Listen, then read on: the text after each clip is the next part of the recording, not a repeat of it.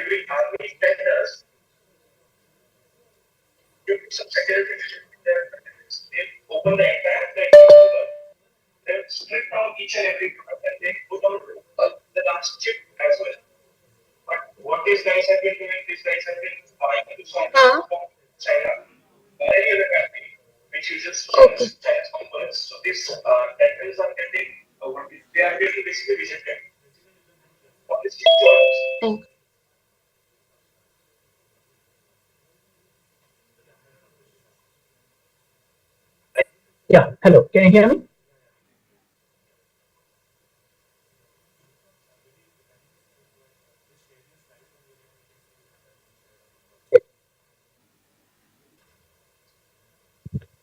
Can you see my slides?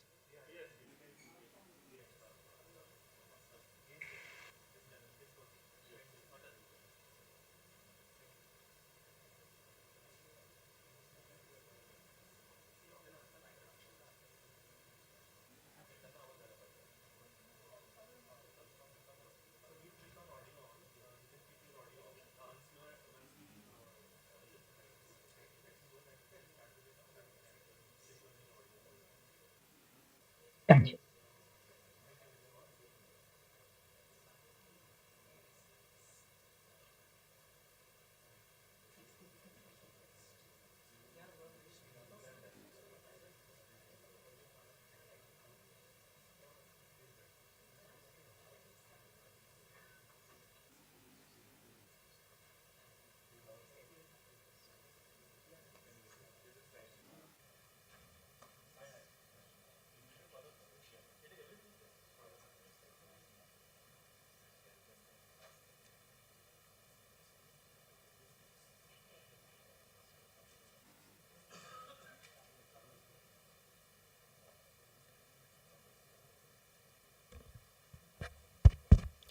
Welcome you all to the R.A. Mashelkar Endowment Lecture 2025. Good morning, and I hope you will have an exciting, like the speaker today is going to talk about something very different from what we usually get to hear in NCL, and we look forward to listening to him. I'll first request our director, Dr. Ashish Lele, to say a few words.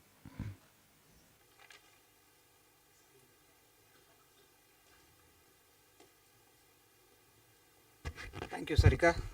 Good morning. Good morning. Okay. I know you are awake. Right. Uh, Welcome to this very interesting session today. We have two talks, but importantly, this is the 80th Dr. R.A. Mashelkar Endowment Lecture. I think this is perhaps the longest lecture series that we have been organizing at NCL, and we are very proud that this is continuing. I remember organizing, at least in my career, the first R.A. Mashelkar Endowment Lecture back in 2004, where I had invited a very distinguished professor from New York to come and give a talk. And then from 2011 till 2017, I think, we've had a series of Mashelkar lectures, about 45 of them. And then for a short period of time that I was away, the lecture series continued. I'm very thankful to Samir and others who continued it. And so as of now, we have 79 lectures done, and today is the 80th lecture. Why Dr. Mashelkar's lecture? Where first and foremost, he was one of the most influential directors and one of the most dynamic directors of this very laboratory. And all of us always remain very grateful to everything that he has done for this lab. But his influence is not just restricted to NCL. He was, of course, the DG CSIR, Secretary to the government from the Department of Scientific and Industrial Research. And as at that position as the DG and the Secretary, he did many remarkable things.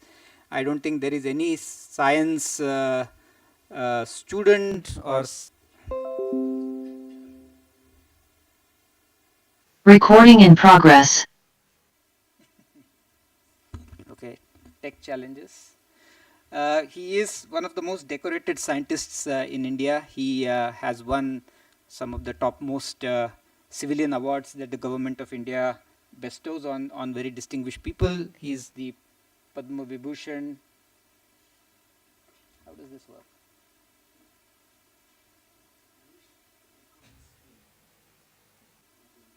Can you just move it from there? Thank you.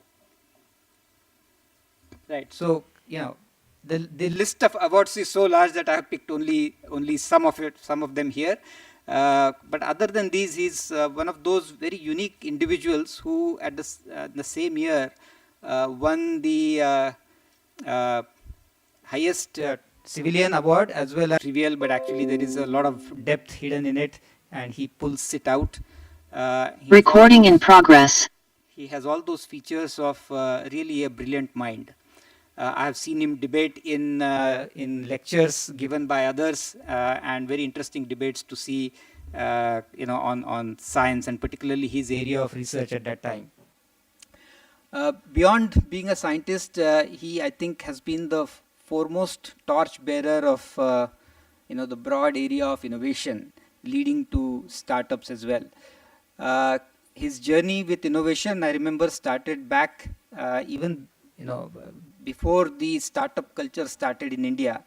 I have heard him talk about how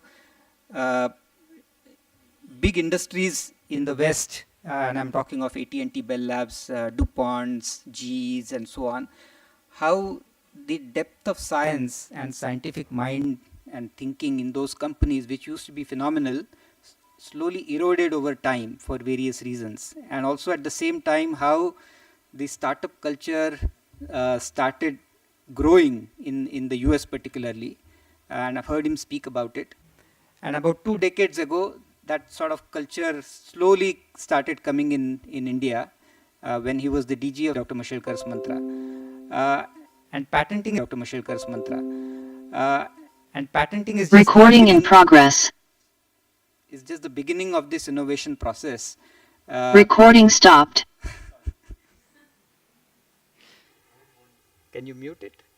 Yeah. So this whole journey of innovation starts with patents, which is the culture that he brought in this country, but also helping startups grow. And I think he sort of learned it by doing it. So I know that he was involved in some of the very early startups with Shiladitya, with Rajesh Gokhale.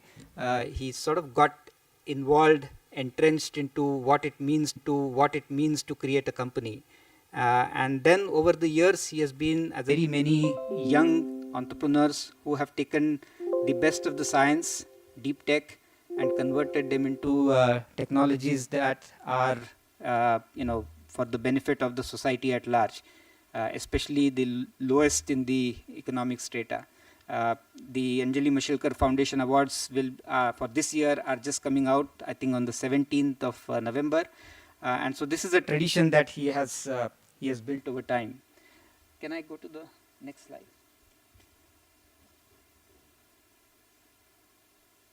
These are some of his old pictures that I managed to pull out. This was 1976 when he came to NCL as the director of NCL. He was selected across a table, no interviews, no long process for recruitment. He was just made an offer across the table. And what a change he has done to this laboratory. And you can see him with some of the top people in the country. And in my opinion, since I have known him very well, there are all these incredible qualities that are all into one man, and it's very difficult to find one person who has so many amazing qualities. He is just a fountain of optimism. I have never seen him dejected, absolutely never in my life. Works extremely hard. I don't know, even today he puts in 14, 15 hours a day. Excellence has always been the topmost thing in his mind. Wherever he can pull out excellence, he can support excellence, nurture excellence. Being a top leader, there are many top leaders I know who are very, very, very poor listeners. They talk a lot, they don't listen. But he's the other way around. He listens, and really understands what the other person wants to say. Great manager of time. I don't know how he does it. He can do 10 things in a day and all excellent things. He's greatly empathetic, but when it requires, he takes tough decisions. I have seen him take really tough decisions. Great networker. I think he's a born innovator, I would say. His oration capabilities are just enormous, fantastic. Very motivational speeches, and a great combination of passion and compassion. So all these qualities into one person are very, very rare to see. So to me, he's a great inspirer, a great leader, and I think in his honor, therefore, we are very happy to have this lecture series ongoing, and very happy to say that we have managed to sustain it. So I welcome you all to this 80th Dr. R.A. Mashelkar Endowment lecture series. Over to you, Sarika or Premnath.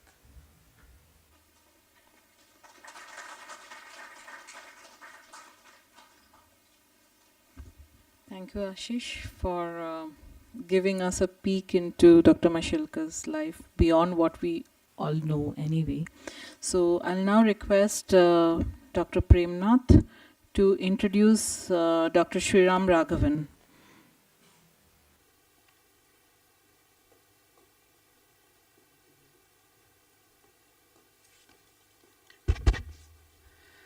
First of all, thank you, Ashish, for that.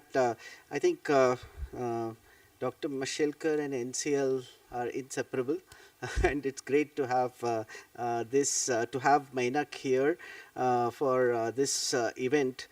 This event is actually, we are organizing it as a team between the Venture Center, which is hosting COE for clean energy and green hydrogen with the support of Maharashtra State Innovation Society, Association of Biotech-led Enterprises, which is of course the leading and flagship association of the biotech industry in India, NCL and NCL Research Foundation, of course.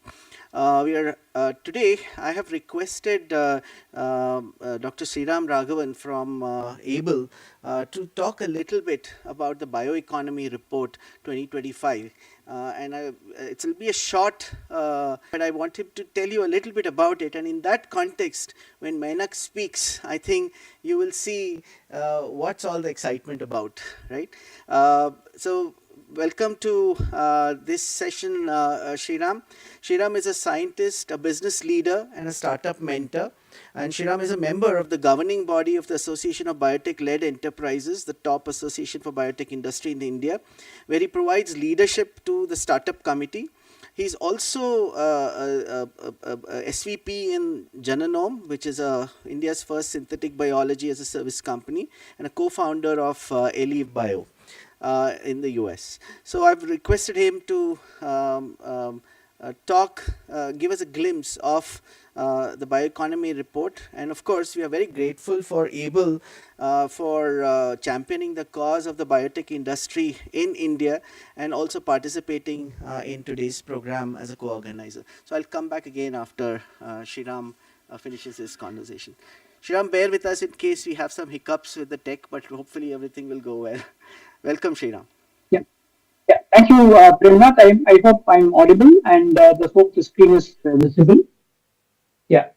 So thank you all for being there, and I'm sorry that I couldn't be there physically because of my health and ongoing treatment course here. But wonderful to electronically meet and look at all of you. So very quickly, as Premnath was saying, it's basically an honor to present glimpses of what bioeconomy is all about in this particular session. Quick note on what ABLE has been doing. It's more than 2 decades old institution. The idea is to give voice to all the biotech companies and several institutions, including individuals, essentially as a bridge between academia as well as industry and also to the government, and also to help and support formulate policy decisions, and also to look at implementation hurdles and report them periodically back to stakeholders. Right now, it's been run by 13 elected members. The election was every 3 years, but I think right now from next year it's going to be every 2 years. It's an elected council, and of course past presidents do help us in terms of various inputs, especially with liaison to the government. The several events that ABLE does, but one of the most significant thing that stands out is the Voice of BT, because this is basically interacting with students, encouraging them to understand biotech, the nuances of biotech, and it's a kind of public debate speaking so that they have focus. So that's quite distinctive. Of course, Able has organized several events, which many of you, you might have seen these logos of bio. There is an association, a link between Able and Bio as well, and there are several MOUs as well that Able does in terms of to benefit its members. But one of the interesting things is also the LSSDC, which is Skill Development Council to impart skill to the next generation coming prospective candidates to help in biotechnology industry as a whole. So very quickly, in terms of what this bioeconomy report says, I'm not going to go into the details because its report is in the public domain. Many of you might have read it. But the important thing, I just want to highlight some takeaways very quickly. One important thing is that the startups have, grown. That's very heartening to know. And the number that you see there is 10,000 is, excluding all the startups that unfortunately had to, wind up, maybe because of lack of capital or lack of, manpower. So that number is, we believe, could be a more realistic number, which is very, very interesting at this point of time to see. And then the more important takeaway at this point of time is that many of them have got up, and including the energy and various other sectors. It's going to be a broad-based area, and that's very heartening. So next year, probably next 2 years, this report will have more useful insights. The one important thing is that many people have been asking, where are your unicorns, especially at the startups. So what we have been saying is that this industry operates slightly differently. The takeoff and the runway that is really required is a little longer. So here, what actually happens is that in terms of the last 4 years, as you can see, the total the value is actually nearly doubled. And so, which means it's going to take off. It's going to take some time to take off because of the capital, consumables, and the manpower training involved. Unlike other industry, maybe a quick comp for our holistic growth of our country. And in terms of again startups, as I highlighted in the first slide, we are also closely monitoring the cases there. And if you closely monitoring the cases there, and if you look at the Maharashtra, the holistic again growth of the country, and rather than a specific sector, there are several sectors in it. The employment is the base is quite broad. And the second thing that I've highlighted that for you is in terms of the services. The reason why this is important is that the services sector is actually growing because we are actually bagging a lot of services revenue, but we still have some bridge to catch up there, because if you really look at the deeper numbers there, for every $3 that we actually get as revenue, we are actually spending $6, because there are that's a kind of worth of services we have to go out of the country. For example, including gene synthesis, sometimes sequencing, sometimes various technological services, licensing. These are the services that we are going out of country. So there is a current account deficit there that I think we hope to bridge sooner or later. In terms of the specific states and what are they trying to do in bioindustrial, other than portable alcohol is one that is there. So that's kind of again several other industrial sectors that are involved in it. So it's not just somebody using enzymes in some corner. Somebody's trying to use a food technology. So second, it's very interesting to see various types of biosolutions are being applied by different sectors of industry. So that again, we are trying to get a broad base in terms of what bioindustry can do. And there again, if you see, of course, most of the states are retaining their fundamental strengths in terms of vaccines and therapeutics. So that is still there. But holding that and then still diversifying is absolutely important to shield ourselves against the future uncertainties. Now, in terms of bioagri, the interesting trend is that other than Maharashtra, Gujarat is also catching up, because they are now using various both biotech, as well as non-biotech approaches. But in non-biotech approaches, they're kind of life science, I would say, broad-based life science approaches. In biotech, we see CRISPR and other things have actually caught up, which are non-GMO, but still we see a lot of healthy growth in that particular sector as well. In terms of, obviously certain specific sectors like services, certainly Karnataka is actually leading at this point of time. Now, having said this, very quickly to look at, what is relevant for future and in terms of our future, prospect as well as a talk today, is this is something which I have introduced for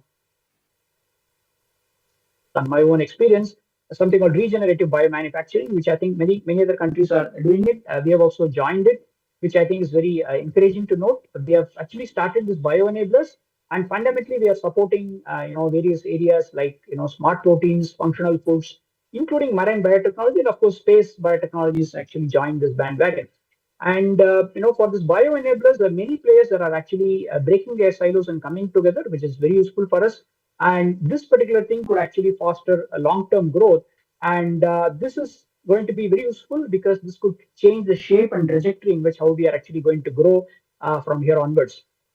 Now, in terms of, I just want to leave you with some thoughts when I'm closing now. Is there are some challenges, for us. These challenges are very important. I'm sure that the keynote speaker will give you more insights, but I've just listed five important, from my own side. One is we see, at least in India, a broad-based, a lack of awareness to something called synchronous carbon and water footprint. What I mean is, let's say if you're going to eat 1 kg of tomatoes, it's going to cost you, let's say, 330 liters of water. But if you're going to make one passenger car, you're consuming 4 lakh liters of water. So that water footprint also needs to be taken into account in a synchronous manner with just carbon. So it's not just about carbon. The combined water footprint helps you make a decision, make in terms of whether you want to go the conventional agriculture route, which is water intensive. Of course, there'll be some political issues there, but also look at biotech in a broad-based way. Second is the economic awareness is still lacking because we are not teaching the economics of carbon to our youngsters, especially the cost of carbon. Where does the carbon come from? Where does it go? And how much does it cost? And third is the efficiency. In this case, the smart precision engineer, for example, if you're looking at a heavily engineered strain with more than 10, 20 genes, we don't have those kind of runoff on many of those facilities, bio-based and all of them. We are forced to go out. So how do I trade the gains of carbon credits in the long-term process? That's still lacking at this point of time. And of course, technology licensing is kind of very dicey at this point of time. Right now, we see lawyers and traders involved in it, but we still want technocrats to take this up because as they say, beauty is in beholder's eyes, values also in beholder's eyes. So one simple example is that we took a specific polymer compound from the so-called appalam that we consume in Tamil Nadu. That's basically, it's not same as papad. That particular polymer, you can actually use it for, let's say, for wound healing, but you can also sell it to US naval submarine for kind of whooping, close to $100 billion value. So it depends upon which industry, in which segment you are selling it, and for what purpose. So the one that the United States Navy takes up for submarines is the one that burns, but it will not emit toxic smokes. That's one example that I want to add. Now, in terms of quickly, when I wind up, I just want to leave some thought here. I can't put certain things in writing, but certainly from my background connections at Harvard, what I'm trying to do, I can clearly say that we are entering for the next 36 months a very uncertain time in terms of we call it the Trumpian uncertainty. Hope all of you will get the kind of fun that is there. And in the era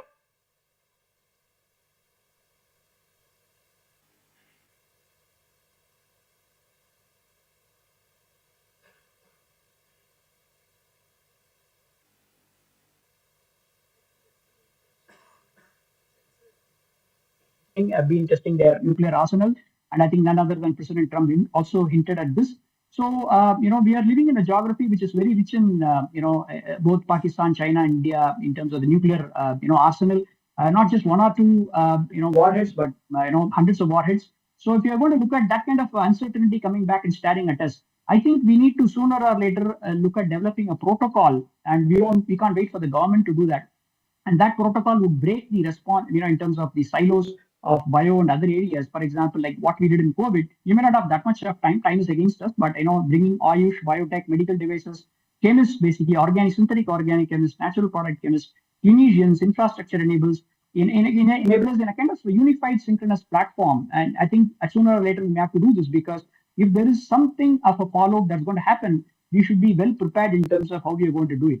So it's not just about carbon footprint, but we have to look at the radioisotopes also looming large. So with that particular era, we are entering a kind of era of certainly deeper uncertainty. So I would want to end my talk here with that particular slide, which I think many of you may be familiar with.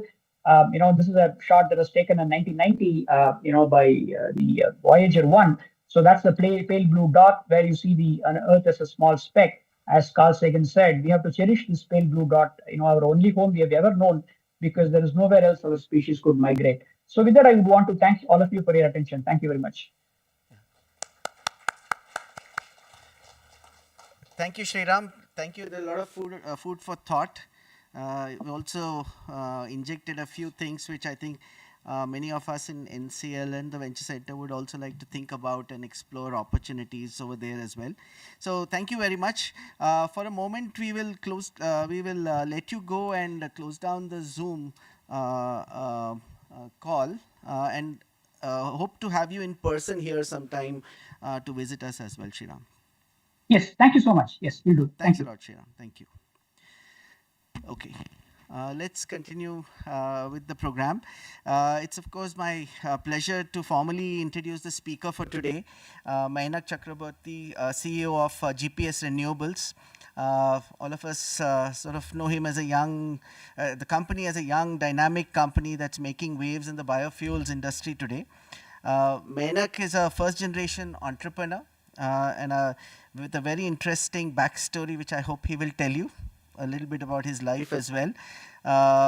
He's a co-founder and CEO of GPS Renewables, India's leading biofuels technology and engineering company and the world's largest biogas engineering firm. Under his leadership, GPS Renewables has scaled from building captive biogas systems to developing some of the world's largest compressed biogas CBG facilities, including Asia's largest municipal solid waste to CBG plant in Indore. GPS Renewables is at the forefront of India's CBG story through joint ventures with country's two largest oil marketing companies, IOCL and BPCL, and has recently expanded into the sustainable aviation fuel SAF business as well. Among the very few Indian startups to have crossed the 1,000 crore revenue milestone while remaining consistently profitable, GPS Renewables exemplifies scalable and sustainable clean energy innovation. He's an MBA graduate from IIM Bangalore and an engineering alumnus from NIT Calicut. Mainak was recognized as one of India's top innovators under 35 by MIT Technology Review. He serves as a member of several key committees on bioenergy under MNRE and MOEF. A little bit closer to home, I should tell you that we have had the pleasure of engaging with GPS both at Venture Center and at NCL as well. As many of you might be aware, NCL has also an agreement with GPS to take some of the ideas, early stage ideas from NCL ahead as well. As Sriram said, value lies in the eyes of the beholder. And I can tell you truly that when some of our colleagues came up with some of those early ideas, they didn't have this application in mind at all. It was definitely GPS coming up with a request and we connecting the dots in some ways that made it possible. So such things, that's the way science and technology works, and you need to have people who can have foresight, ambition, and also asks, right, of us scientists that we want this, can you do something about it or not? So welcome, Mainak, the floor is yours, right, and very happy to have you here. Thank you for taking the time out.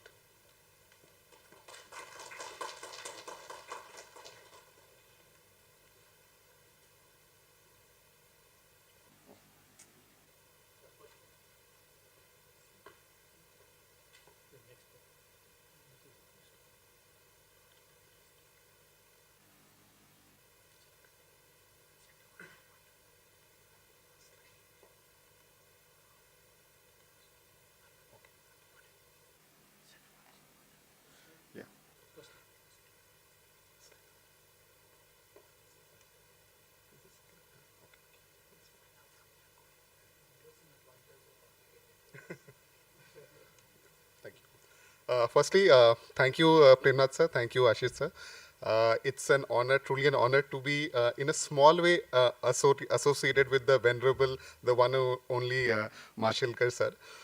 So goes without saying. I mean, and as some of you know, we are a BIRAC baby, we are a VIG baby. So from there to, giving the Dr. Mashelkar Endowment lecture is a big deal for us. So thanks to all of you for this opportunity. Now, as you might be aware through the emails that have been circulated, what I wish to talk about is what is the future of renewable oil and gas. That's a sector that we operate in. I assume that's a sector where many of you might be working in or possibly contemplating working in.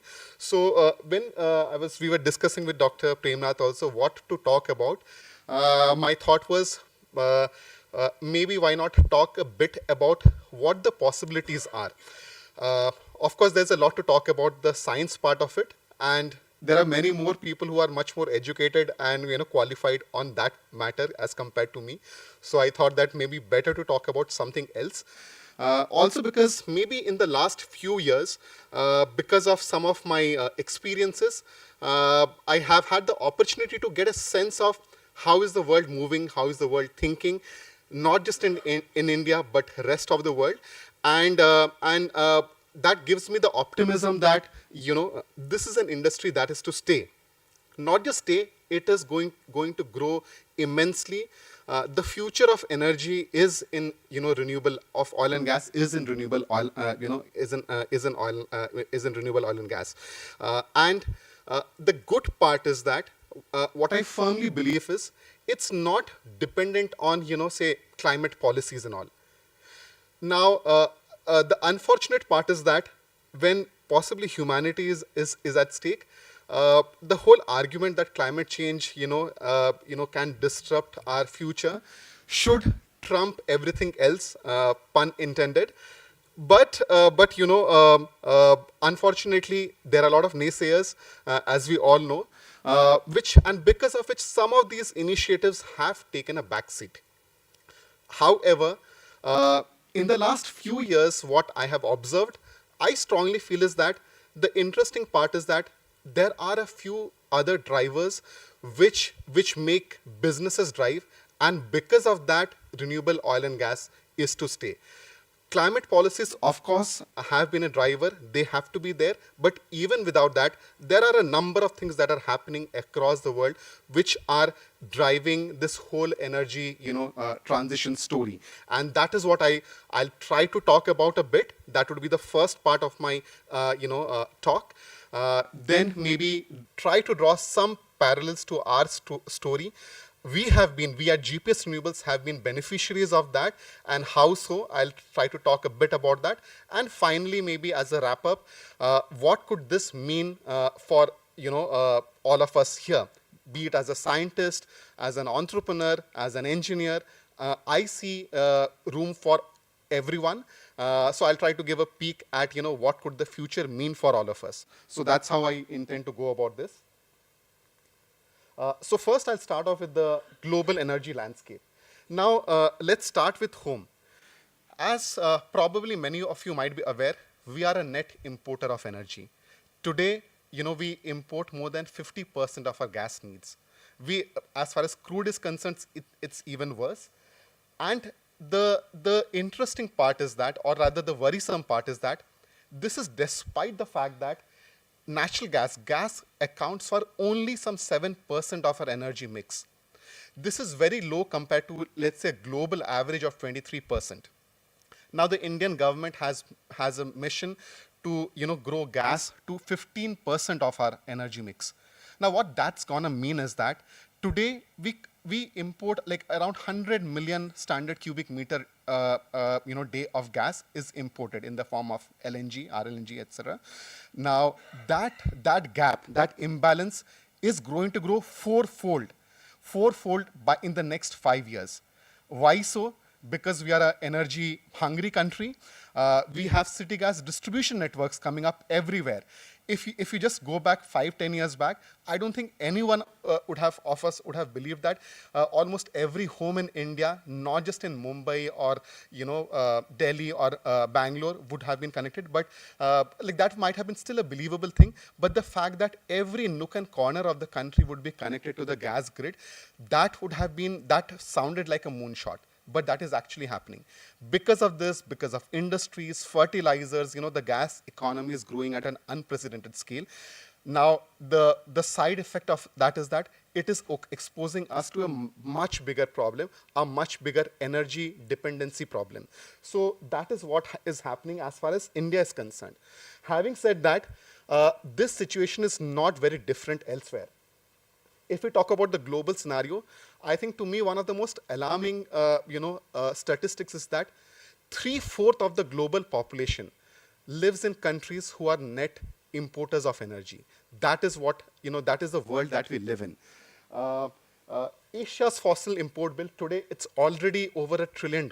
So this is already a $1 trillion plus opportunity. We often talk about $1 billion and all nowadays, but this is actually a $1 trillion plus, global problem that we look at. So the bottom half of the circle are all the countries who are net importers of, energy.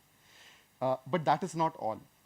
There are certain countries who are today who are net exporters, who are gas rich, but what is happening is that possibly even these countries will become net importers of energy in the next few years. A great example of that is Indonesia. They do have all the gas reserves and all, but the pace at which the extraction, the capturing of this opportunity of the reserves is not keeping pace with their consumption. Again, simply because it's a growing country as well. So even the net exporters might become net importers of energy in the next few years. So that creates a lot of imbalance. It creates a very interesting problem for people operating in the renewable oil and gas industry. Now, why so? That's because geopolitics is shaping energy. So as far as the drivers of energy transition are concerned, they are not necessarily just climate change. We have something far deeper, far pressing, and which is geopolitics. Now, as we know, this map shows all the countries where some kind of armed conflict is going on. And whenever conflicts are happen, one of the first topics that comes to our minds is energy. So this is one of the reasons why every country around the world is thinking of energy of dependence. We all know about the whole the Russia story. A few years back, Europe was extremely dependent on Russian oil, and we know the after effects of that. And that is today interestingly driving a lot of countries to think about energy security in a very different manner, and that is where renewable oil and gas is coming in.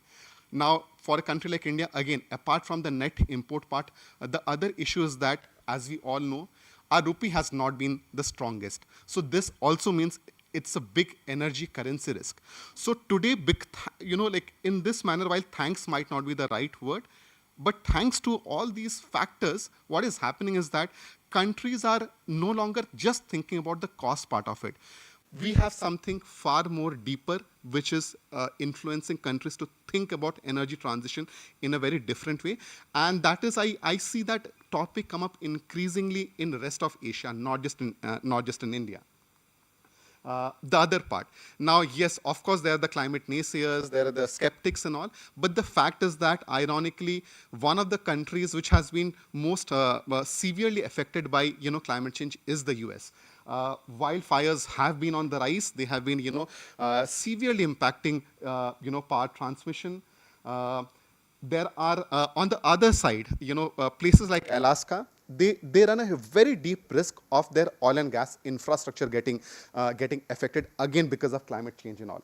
So irrespective of how skeptical one may be, the fact is that even in countries who are today might have taken a backseat, climate change is actually impacting their oil and gas, their fossil fuel infrastructure in a very hard manner. And again, hurricanes, as we all know, they have been on the rise, unfortunately.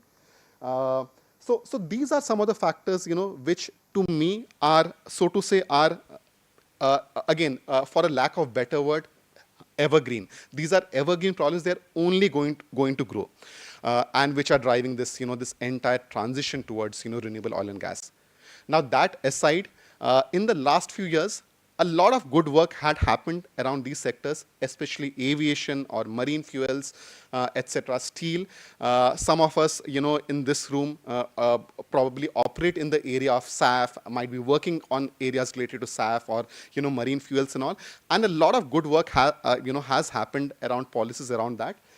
They might have taken a backseat for a few years, but when, at least in my limited experience in the last few years, when I speak to some of the largest, I have had the opportunity to speak to some of the largest airlines or some of the largest shipping companies and all, in my experience, what I see is that almost everyone is very firm that they will have to go for the transition. It's just a matter of time. Irrespective of the policies, at least some of the biggest movers and shakers of these industries are already taking the change. And on top of that, there are these drivers which hopefully should ensure that, even those people who might be concerned about the costs and other factors won't have a choice but to, make that transition happen sooner or later. So in short, and just to summarize, as far as the dual impact of, geopolitics and climate on energy is concerned, what we are seeing is that the reason why, many countries like India have to think about, energy transition is because of factors such as supply chain distortions. Now, supply chain distortions are happening both due to geopolitical reasons as well as due to climate change, as we just saw with respect to some slides from the US. Other thing, like we don't have really long-term, gas contracts. That again makes countries very, very extremely jittery. And then on top of that, if you link the currency risk issues, that's a very big, security risk for countries. And that is the reason why many of the countries, including our country, is thinking about energy independence in a very different way. And that is what gives me the hope and the belief that, when we talk of renewable oil and gas, it is to stay. Since the time of the Rockefellers, some of the biggest companies across the world, as you all know, have been energy companies and all. And due to some of the recent, developments across the world, I think that transition from oil and gas to renewable oil and gas is inevitable. And when we are talking of a multi-trillion-dollar, industry, even a small dent means billions of dollars and all, which in turn means there is opportunity for everyone. A lot is to be done as far as, this whole energy transition is concerned. So that's a bit about, probably what's happening across the world and how it is impacting and how it may impact, the industry that we operate in. Now, how does renewable oil and gas fit in this particular scenario? We have seen in the past that whenever there have been energy crises across the world, they have always triggered, new molecules and all. Now, many of us believe that the changes, the developments that we see today across the world, they will be redefining newer molecules and all. Some of the molecules, I'm sure many of us are familiar with. These, according to me, will be the drivers, right from, SAF to 2G ethanol. Of course, compressed biogas, that is a very tangible molecule, to, green hydrogen, e-fuels, green methanol. There's a whole host of, molecules around which a lot of interesting work is happening. I'd not, as I mentioned at the beginning, I'll probably not deep dive into that, because that in itself is a very, very long topic. But we'll try to just give a bird's eye view, a 30,000, feet view of what is happening around the same. And the other point is that the molecules which seem to be moving, faster than others are ones where, of course, the TRL levels are high. That goes without saying. That's one of the main drivers. But the other part is their drop-in fuel compatibility. In simple terms, the ability for them to blend into the existing infrastructure. Those fuels who have a very high drop-in compatibility, they are moving much more faster, because it goes. It's a no-brainer. If they can, if you can fit into the infrastructure around which billions of dollars have been invested, if any molecule can fit in there, they will continue to get more attention. Now, if we were to look at what could be some of these molecules, there are a few of them which, as some of us know, are already being commercialized. Of course, RNG or compressed biogas is one of them, where there are incremental innovations possible for sure. Many companies like us, GPS, we have people from Praj out here. So there are many companies like us who continue to push the envelope, and we will be doing that. But having said that, as far as the base technology that exists today, it is at a TRL 9, and it is a very tangible molecule.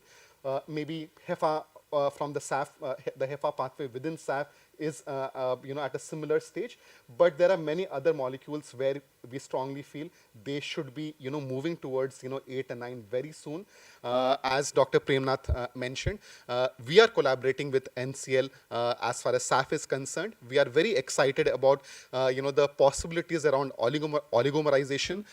We firmly believe that is the holy grail, and that is where we are collaborating with Dr. Samir and team. And our objective would be to bring that to commercialization, take it from lab to commercialization as soon as possible, and second, crash the prices. And that's where our DNA as a technology engineering EPC company comes in. That is what we were able to do for biogas, where we were able to bring down the capex opex by a significant number as compared to European counterparts. And the belief is that if we can replicate the same for SAF, especially A to J, that might open up very lot of interesting doors. But yeah, I mean, we are just one of the folks working on that. The good part is that there are a lot of companies both in India, outside, who are trying to do the same. And again, I'm quite hopeful that many of these molecules will start moving to higher TRL levels very soon.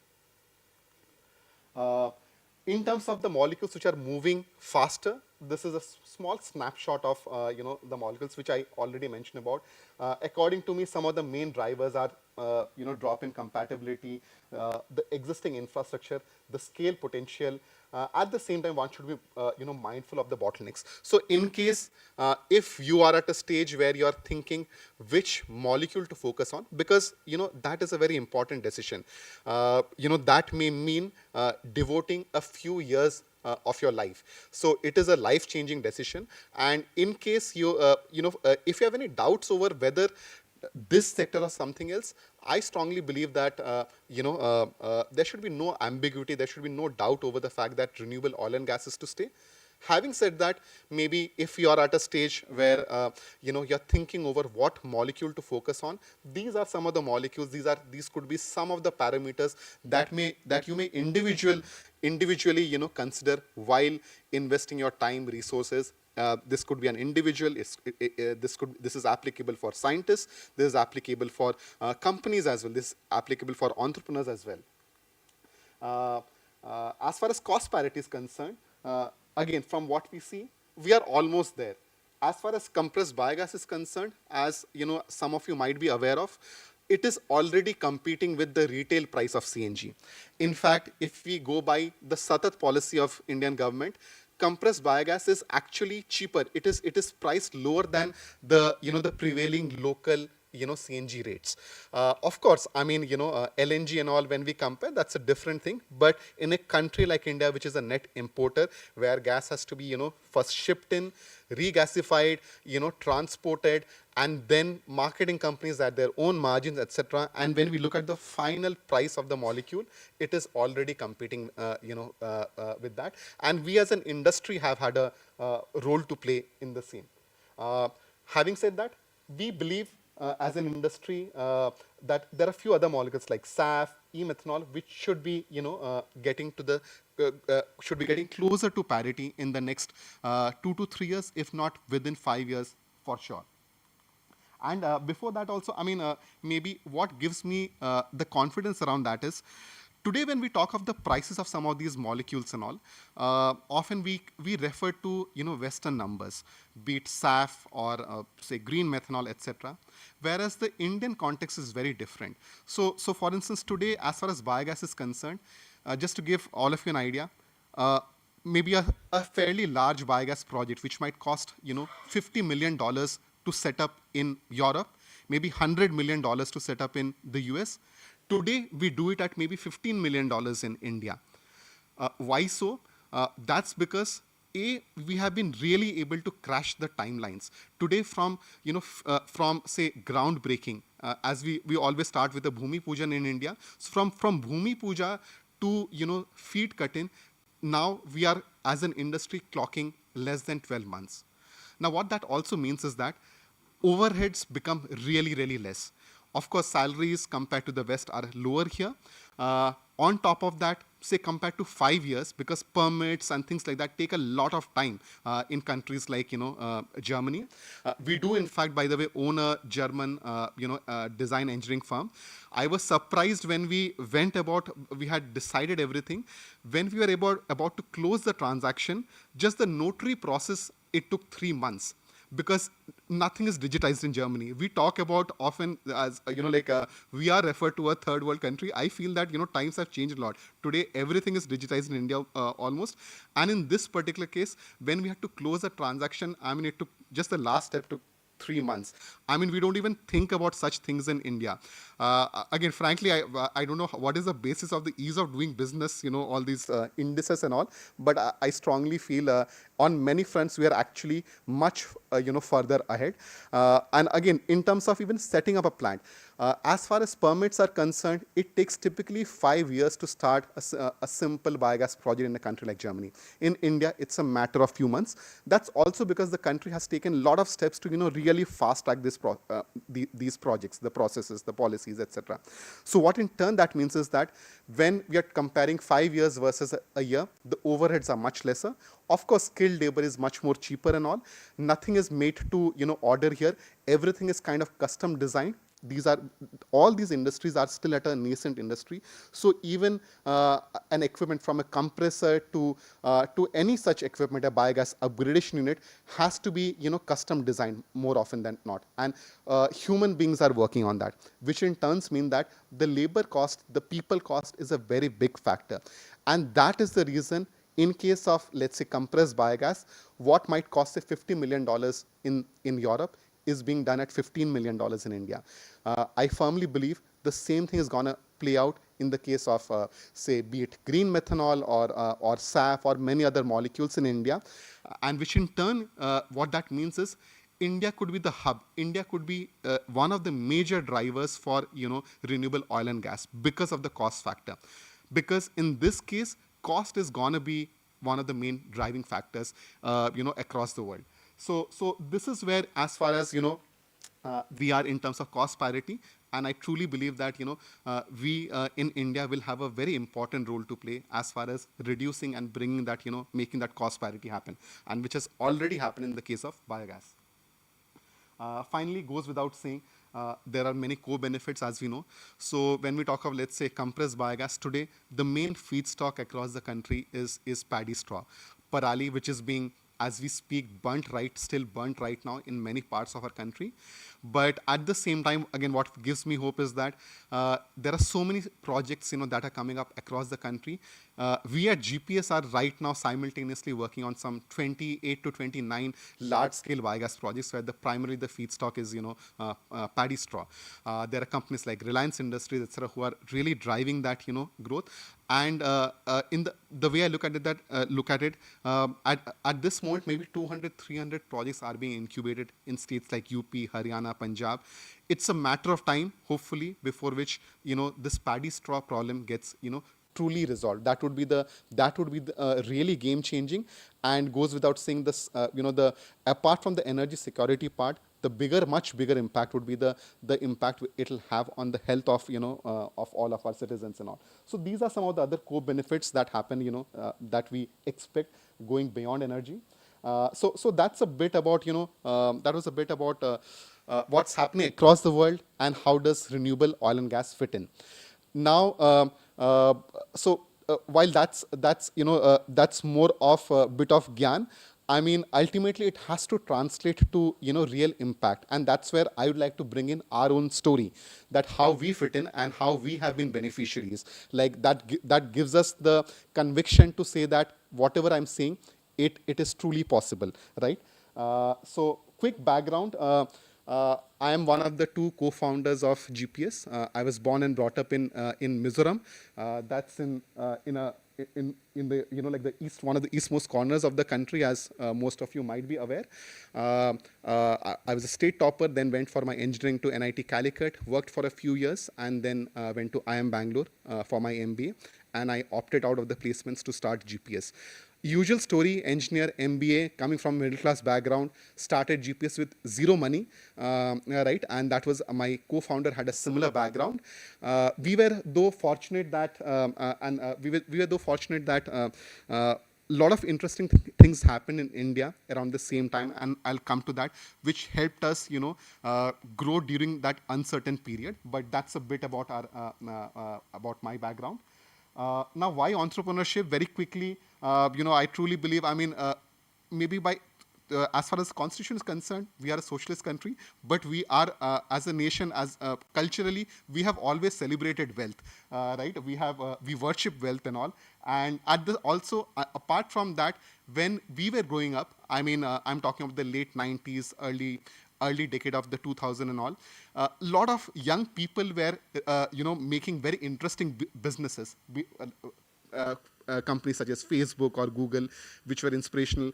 When we were in college, Flipkart had started, and that was right in Bangalore. That kind of acted as triggers for us to also, take the plunge, even though we did not come from, family business backgrounds. We had no, family wealth to, start. But we were seeing a lot of people of similar age group doing very interesting things, be it in the US or India. So these were one of the main drivers.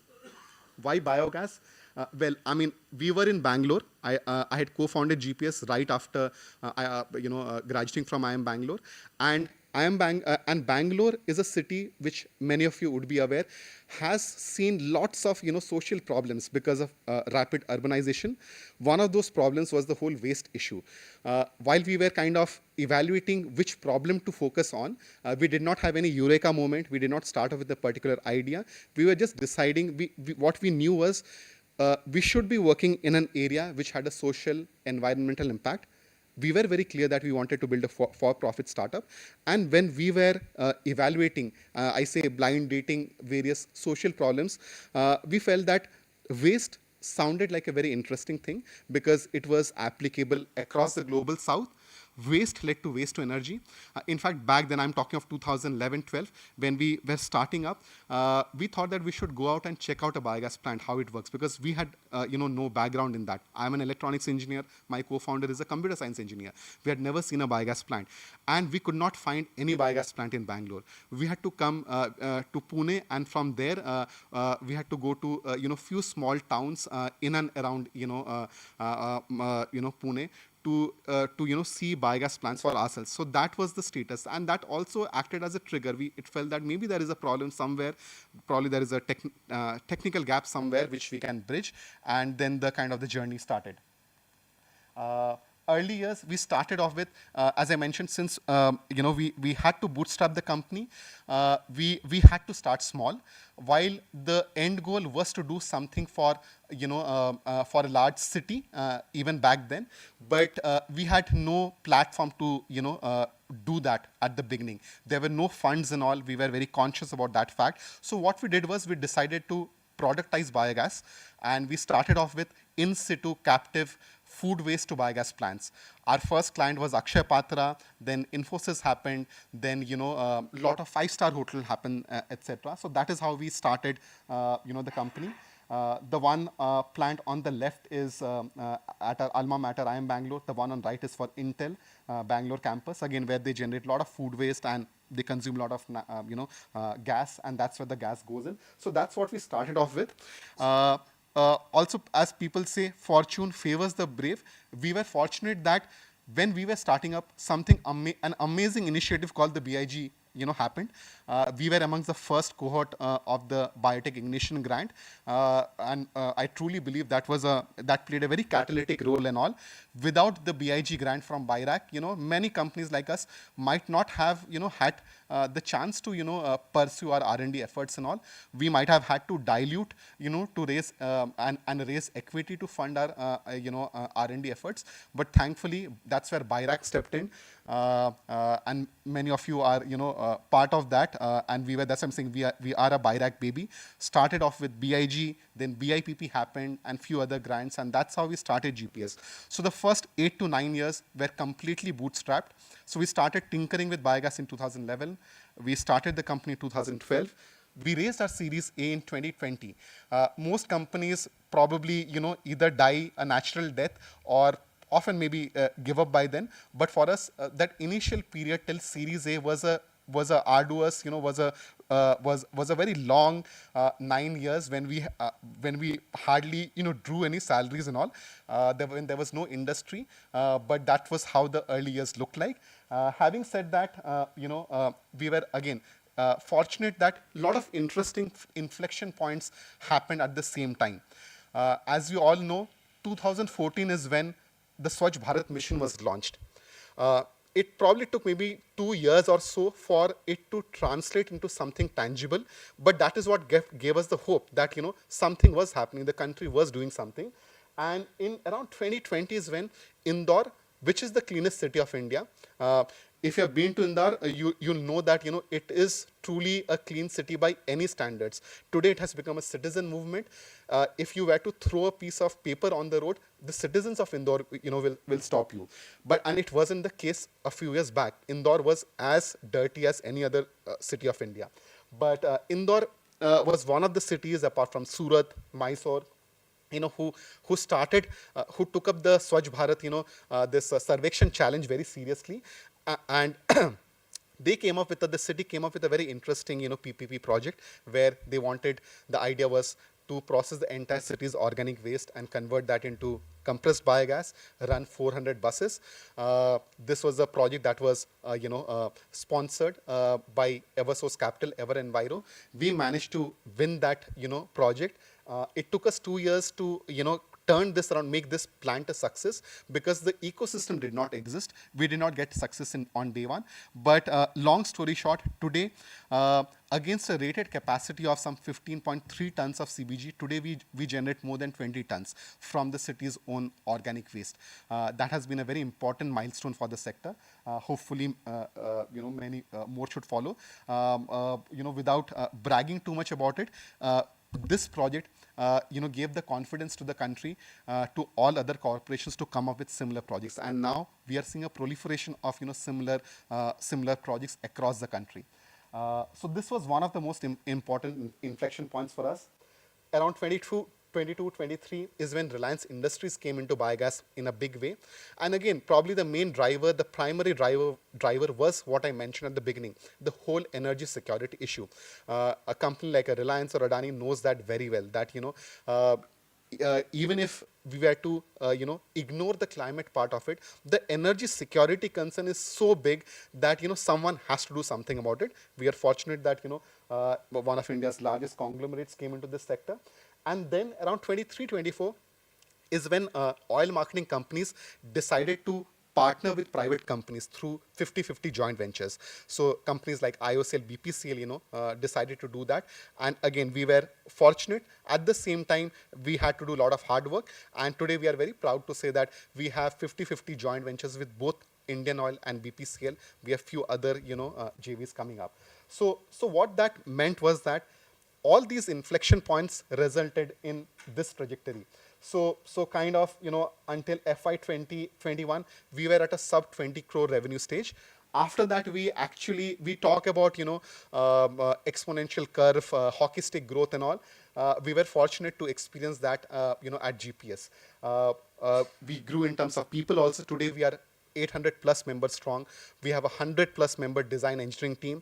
We have probably around maybe 50 people with more than 25 to 30 years of experience in blue chip oil and gas companies such as Shell, Technip, Bechtel, Reliance, L&T Hydrocarbon, and so on. So that's the kind of team we have been able to build. And as I say, that's also because we are beneficiaries of this whole change, this whole transition from oil and gas to renewable oil and gas. That's what we're seeing. And we started off with biogas. Now we are taking a jump towards other molecules. Starting with, as far as SAF is concerned, as I mentioned, we are partnering. We are very proud to partner with NCL for the same. So that's a bit about GPS. Now, concluding remarks. Now, what does this mean for all of us? What can people, what can all of us do as far as this, this sector, this transition is concerned? As people say, as we know, when everyone digs for gold, you should sell shovels. Now, in this case, what are these shovels? According to me, just too many shovels, right? Starting from, let's say, OEMs. I mean, one of the biggest gaps that we see in this sector today are feeding equipment. We deal with high lignocellulosic material. As we all know, they are tough to break down. And there is a huge gap. I mean, we can count on our fingers. We would say the same. Our, industry colleagues from Praj, etc., would say the same. That we can count on our fingers the number of good quality companies that exist in the field of extruders or hammer mills who can companies who can process this highly lignocellulosic material and convert and make something meaningful out of it. Right? There are. We see multiple large companies coming out of that, and some of the winners from India will be delivering equipments not only for India but across the world. There is no doubt about that. So that is just one segment where I strongly feel a lot of action is going to happen. As far as scientists are concerned, catalyst. I mean, this is the mecca of catalysts in India. Carbon capture, right? Too much to be done when we talk of e-fuels or anything. A lot to be done around the whole carbon capture, ecosystem. Microbiology. Again, today CBG might be at a TRL 9. I mean, it does make financial sense, but there is a lot more juice left. There is a lot to be done. There are a lot of feedstocks which are tough to handle, and that's where again we feel CRISPR-based optimizations, CRISPR, etc., will have a lot of role to play. So in short, there is kind of room for everyone. Policy, right? There is a huge gap as far as see in think tanks, right? Because right from IITA, IMO, right here in India, MNRE, Big Four. In fact, when one of the industries who typically make money when a transition happens are usually the consultants, and that's what started the Swachh Bharat mission. Today, almost every corporation works with one of these Big Four companies, and all of us invariably have to do that, right? So there is a dearth of good quality consultants today who actually understand the subject. There are a lot of, so to say, self-proclaimed experts, but truly speaking, there are very few, consultants. There are very few subject matter experts out there, and there is a big dearth of that. So policy frameworks, think tanks, that in itself is a huge, opportunity for someone who comes with a scientific background, but maybe who wishes to do something else in life. And that's not just in India. We have seen people who have, now who are part of IATA, IMO, who have taken up very important, positions globally. So that's another area where a lot of interesting things is happening. Finance, again, given the huge opportunity, the biggest funds in the world today are looking at this particular sector in a very serious manner. They also recognize that it is different than, say, solar or wind, which is quite commoditized. Here, technology is a very big differentiator, and that's why all these funds, right? I mean, they realize that they need to have people who understand technology, who understand the science behind it. So again, there will be room for people with the right scientific background, but with maybe a finance bent of mind or interest to do something, in the area of finance. So in short, there is room for all, and there is a lot to be done because this massive industry is, we are still at a nascent stage, and it is just being created. And that's what, again, just continuing on that, that's what I truly believe, like the next OPEC will be the ones who are controlling feedstock, right? And which are these feedstocks? Biomass, agri-waste, municipal solid waste, used cooking oil. These will be the strategic feedstock going forward. And the good part is that Asia and India in particular is very rich as far as biomass is concerned. We just have to, capture that well. Second, why is the future here? Why do I say that the future is here? First of all, there is a future for all. That's what I wish to convey. Second, the future is here, right here in India, in Asia. Why so? One is, we have the feedstock. Second, as a country, we have the engineering scale. Right? We have a huge talent pool. It's unmatched, globally speaking. we have the value engineering DNA. We are forced to innovate. Sometimes it's not a nice problem to have, but when we think long term, this is going to be the differentiator as far as Indian companies are concerned. The whole value engineering DNA. And as I say, if the cost of renewable oil and gas has to come down, it will start from here. Finally, India has possibly the best renewable oil and gas policy framework globally. Very recently, we had raised money from Samsung C&T, which is the parent company of Samsung Group. It's a construction company in case you're not aware. So, for instance, super tall such as Burj Khalifa or the Petronas towers were built by Samsung. So Samsung Electronics happened later. So Samsung C&T has invested in one of our subsidiaries, that is our joint venture with BPCL. And the interesting thing is that, it was kind of inbound, right? We had not appointed a banker for this. They reached out to us. How so? So Samsung had decided as a company that they should be looking at decarbonization very seriously, and biogas is what they should start off with. They started with a global scan. So they first decided to study which country should they choose to start off with their decarbonization journey.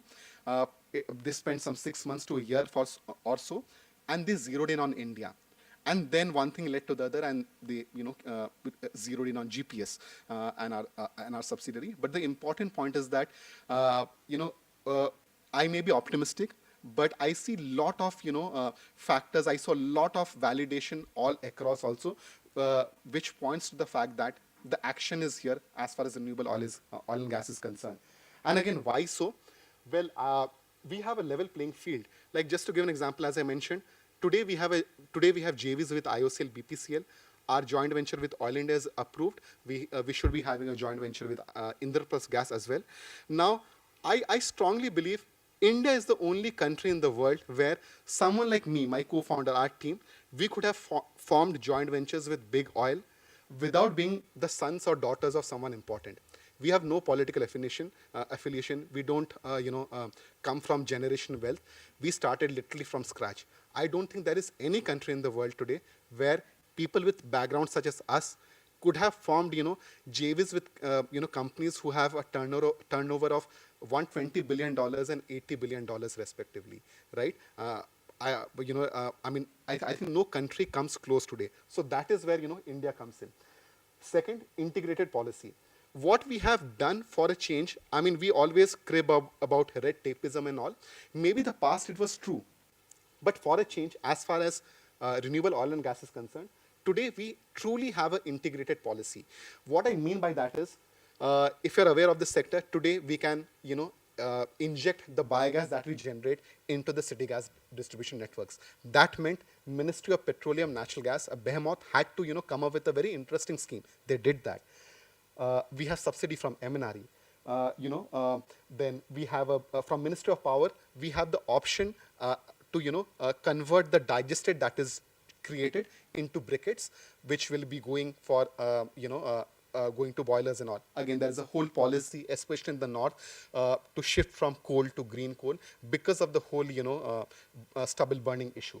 Finally, for biomass aggregation machines. Ultimately, for this to happen, we need lot of baling machines now. We need machines on the ground which can actually capture all this, agro residues. That's where Ministry of Agriculture comes in.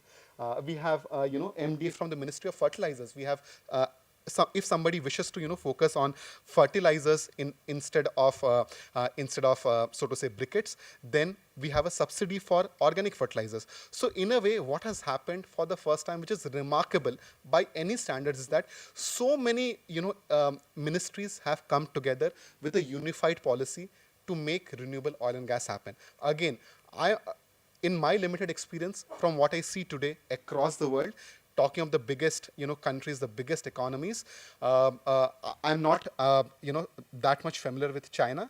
But leaving China aside, I don't see any other country in the world today which has been able to replicate the same. Right? So these are some of the things which gives me the firm confidence that, in the space of renewable oil and gas, Asia, and in particular India, will not only leapfrog, will leapfrog, this particular industry for a change. So finally, yes, as we all know, the past and present of energy were determined by geography and destiny. It is not in our hands. However, the future will be definitely be determined by human intent. That is what I firmly believe. That is, we can't control where oil was formed, but we can definitely control. We can definitely design where the next drop will come from. And in fact, given and coming back to NCL, I think there is so much that can be done right here. That's what we truly believe. That's why we are also here, and that's how we wish to make a change and a difference. Thank you. Jai Hind.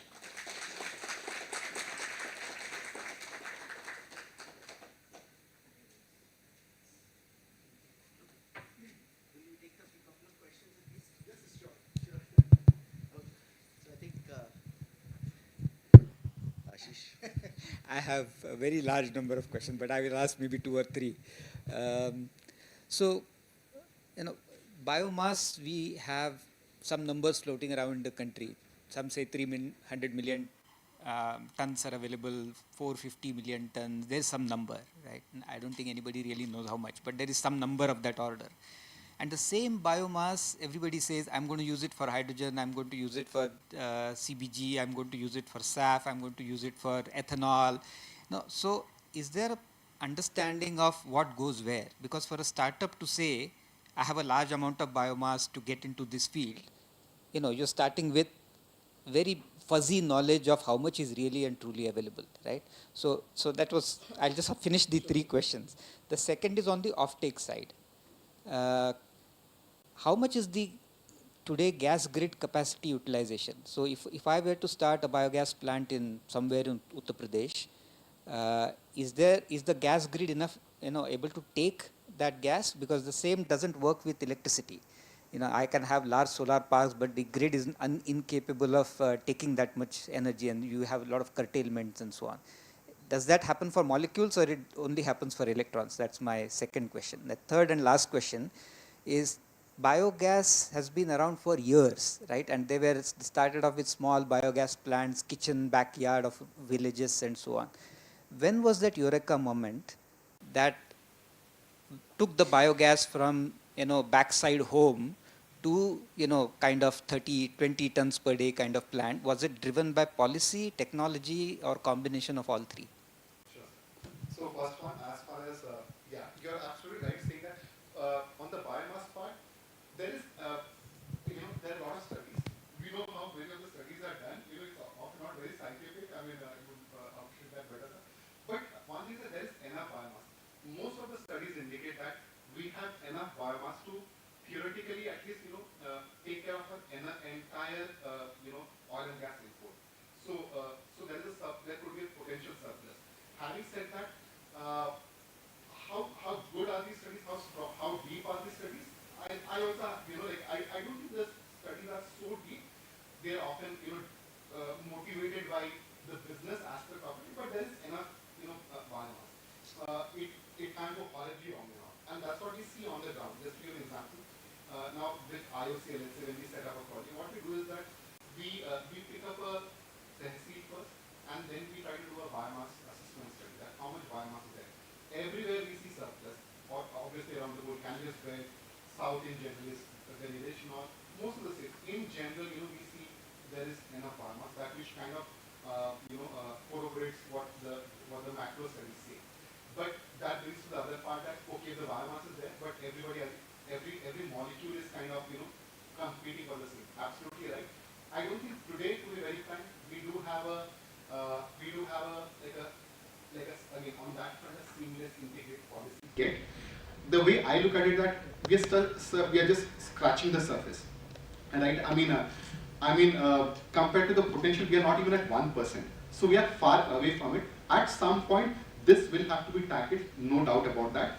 As far as biogas is concerned, so while yes, we are not there yet, but maybe two, 3 points. As far as biogas is concerned, a few states have done something very interesting. It started with UP. I feel UP came up with the most, for a change, the most progressive climate policy globally speaking. they did something very simple, and that is how it should be, like maybe from a business perspective. What UP decided was that there should not, I mean, one of the main risks that investors see, a project developer would see, is feedstock cannibalization. So what, as a state, UP told was that I will, allow only one CBG plant or a large plant, let's say, per tehsil. I will give a lot of fiscal incentives, but to avail those fiscal incentives, if you are a project developer, you have to apply via my nodal agency, which is UP. That worked like wonders. Right? So nobody wants to let go of that. It's not that we have major subsidies, nobody wants to let go of that. So people started applying for this via Wikipedia. Right? So, and what in turn it translated to is a very uniformly spaced out, network of projects which are following this one CBG plant per tehsil concept. This in turn creates a artificial boundary so that neighboring plants are not kind of really competing. There is no cannibalization of the feedstock, and all other states also, many other states have followed the same. So that has really worked well. There is minimal government intervention. All they need to do is ensure that this simple framework gets followed. So it's simple, easy to follow, and others also follow. So this is taking care of the feedstock concern as far as CBG is concerned. Now between CBG and other fuels, frankly I feel we are still a bit far away from that. That is one part. The other part is also that we at GPS look at some of these molecules as a downstream molecule. So for instance, from the way we are visualizing it, every cluster of CBG plant will, will probably house a regional, maybe a methanol plant or a SAF plant. What I mean by that is the primary molecule biogas will go into the CGD grid. The digester that comes out, if we can, maybe remove the lignin through a effective fractionation, module, if we can remove this silica, which can be a problem, and get to a product which can be easily gasified, then we go to syngas. If we can get clean syngas, then as we know, sir, it opens up many possibilities. And this is possible in India. India is the only country where this can happen at scale, because we are going to have these clusters of CBG plants because of this whole tehsil concept. So in which case, say green methanol or a SAF could be actually a downstream molecule. As far as A to J is concerned, again, the input would be alcohol, which is a different thing. There are a lot of questions on the whole vehicular blending thing and all. So maybe some of this alcohol could be diverted there. So I don't necessarily feel that there would be competition. If at all, I'm sure that given that as a country we have been able to crack so many policy issues, this is a smaller problem. I don't see too much of a challenge there. So that's a bit on the biomass part. Second, second injection. So the base load, kind of this concept. That is interesting, not kind of an issue here.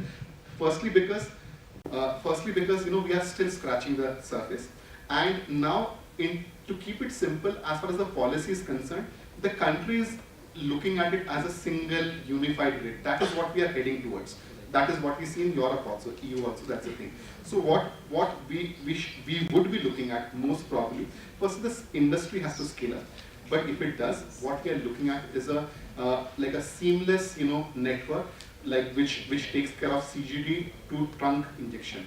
So once that is unified, so that's a huge pipeline, and it can happen. No, that is also that is kind of more or less in place. So that means that we are talking about a huge gas pool, and whatever molecule we inject will get kind of used up. That will be also very important from a carbon credits angle. Like tomorrow, if we have to, like in Europe, what happens is that, like the whole mass balance concept. If you want to take out the green attributes, it's very important from that aspect. So I don't see that as a challenge, the whole base load challenge, because the Indian pipeline, that whole story has grown very well, and we are talking about kind of a national network there. That's on the. You'll have to skip your third question. But what is it? He may not remember the third question now. Eureka moment. Yeah, very quickly, the Eureka moment, according to me, I think was Satar. It did have its limitations, but in simple terms, earlier what used to happen was that without even in our early days of hustle, I remember having reached out to, a couple of these CGD companies, met their board and all. Milind sir is a colleague today. He was heading biofuels at BPCL back in that era. So that time, yes, they were all, people who listened to us, but no one was frankly bothered. Big oil and gas companies, they were not so bothered. So the only option as a biogas project developer, a project developer would have been to generate electricity. And then that means getting into PPAs with, discoms. That was not a very bankable thing, as you all know, sir. What changed was the moment Satat came in, that meant that there was a blue chip, AAA rated, multi-billion-dollar off-taker. That made the projects bankable. So that's why, for instance, Indore was a very important, watershed moment. Indore happened, that triggered a few other things. So to me, Satat was one of the main. So while Satat has evolved into something else, now it's more about the CGD synchronization thing. But that, according to me, was the trigger. The technologies was always there. We have people like Dr. Rana Day and all here from Agarkar Research Institute. Like Paigas had been there. The tech was always there. Okay, one last question. Okay. Thank you very much for your talk. It's very heartening to see your optimism of India in this field to leapfrog. I'm not from this area, so I might have a very naive question. This is based on that parity, the cost parity slide that you had flashed. So the current, for many of the molecules that you showed, the current biosynthetic cost is almost twice what is projected in the next 10 years, except for 2G ethanol or a couple of other molecules. So I just wanted to understand from your point of view, what do you think is the reason for this drastic change that is expected? Is it only related to biomass valorization, or also related to, synthetic strain design, the other two, the CRISPR optimization and other issues in microbiology that you also projected for the future? The other part, CRISPR itself, they would bring in, according to me, incremental, benefits. The main driver, I truly believe, will be engineering, right? Engineering, EPC, making things happen. That's what happened in biogas. Biogas also, if you look at Europe, the cost of the molecule today also is significantly higher. In India, that's what I'm saying. Here, whether we like it or not, when we work on the ground, we are working 24/7, right? I mean, work is happening 24/7. It's happening faster at a much cheaper price. I mean, we have clients like Reliance, they push us to do more. I mean, the good thing is that, ultimately this has to be cost competitive. So, in fact, I like working with, Reliance, because they push you hard in a right manner. Because without that, sometimes, if you're not forced to innovate, you'll not do that. So here the factor, to answer your question short, according to me, is India. What is going to bring down is India, possibly China as it will. I don't know too much about that, but definitely India. We have done that for biogas. Biogas today also. Elsewhere it is way more expensive. We did that because of a number of factors. Faster execution, value engineering, number of incremental innovations, a number of, across the 5-6 threads, even if you have, say, 10-15% incremental innovation, the multiplier effect of that is huge. That is what has happened here. That's what I believe is going to happen with respect to other molecules also. That's also because today, the molecules that we look at, the cost, these are international numbers and all. Not much work has happened in India. In the next 2-3 years, we will be seeing the Indian numbers also. So that's when I think we will see a drastic change. Okay, thank you very much. I won't take any more questions. So Sarika, it's for you to take over now. But I just wanted to, please, we'll discuss it separately, please, after the event, if you don't mind. Thank you very much, Sarika. It's up to you now. Thanks for the fascinating talk. Yeah.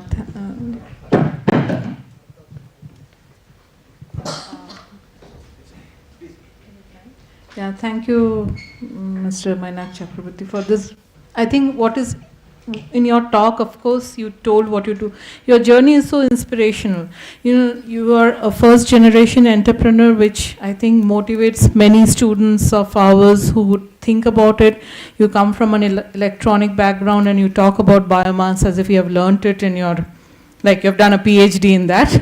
So I guess that will inspire many of our students and even young scientists. We are thankful that you came and gave this talk. As a token of appreciation, I would ask our director, Dr. Ashish Lely, to present you with a shawl and a book.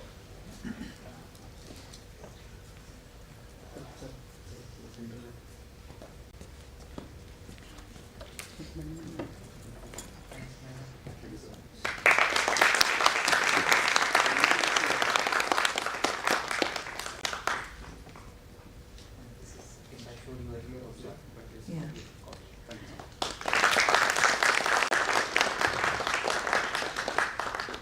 And also our form of a bouquet. This is a potted plant. Yes.